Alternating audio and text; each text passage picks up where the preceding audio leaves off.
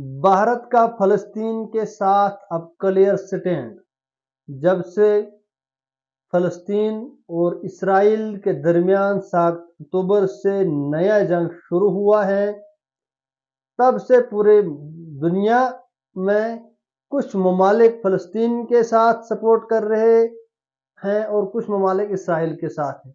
लेकिन इस दौरान कुछ ममालिक ऐसे थे जो बिल्कुल न्यूट्रल में थे, जो किसी भी तरफ कोई बयान नहीं दे रहे थे। लेकिन उसमें हमारा भारत भी था, हमारे वज़ीर आज़म नरेंद्र मोदी जी भी थे। उन्होंने अभी तक कोई बयान नहीं दिया था कि उनका क्लियर स्टैंड फलस्तीन के साथ है या इसराइल के साथ है। ये बात वाज़ह है कि अरसा तवील से भारत हमेशा से फलस्तीन के साथ सपोर्ट देता रहा है। वो प्राइम मिनिस्टर अटल बिहारी वाजपेयी जी की बात हो, वो इंदिरा गांधी जी की बात हो, या जो भी वज़ीर आज़म आज तक आए 2014 तक, इससे कबल सब जो वज़ीर आज़म हमारे मुल्क के आए, उन तमाम का जो स्टैंड क्लियर आज तक था कि उनकी सपोर्ट हमेशा से फलस्तीन के साथ है। ये बात मैं आपको बावर करवाना चाहूँगा कि जब 1947 में भारत आज़ाद हुआ था और तब से ही फलस्तीन में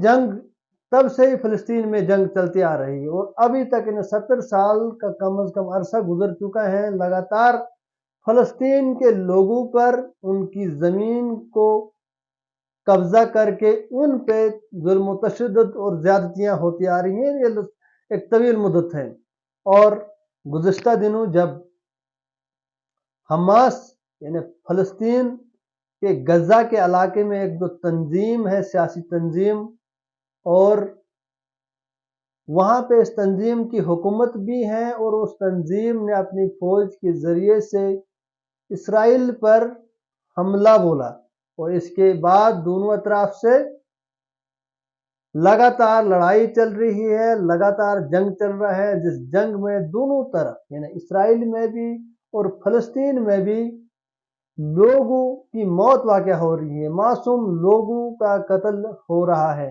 इस दौरान पूरे मुल्क, पूरा दुनिया दो हिस्सों में डिवाइड हो रहा है। कुछ ममालिक फलस्तीन के साथ हैं और कुछ ममालिक इसराइल के साथ हैं। ज़्यादातर मगरबी ममालिक जो हैं वो इसराइल के साथ हैं और जो अरब ममालिक हैं वो फलस्तीन के साथ है। इसमें हमारा भारत भी एक था जो बिल्कुल न्यूट्रल में था, किसी तरफ से कोई स्टैंड उनका नहीं आ रहा था।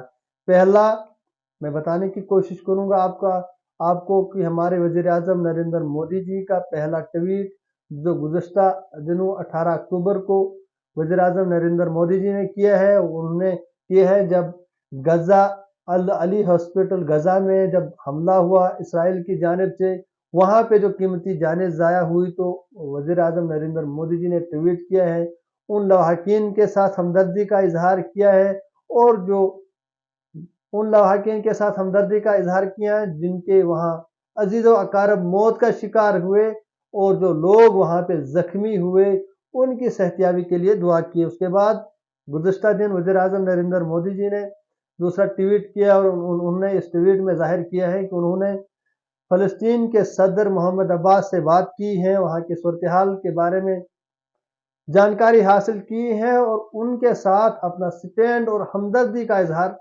किया है।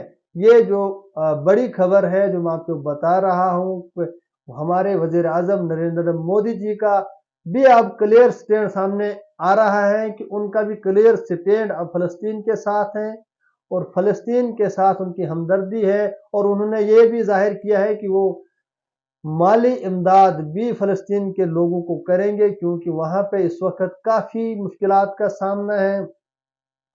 दवाइयों की, अद्वियात की काफ़ी किल्लत है, खाने पीने की अशिया की काफ़ी किल्लत है।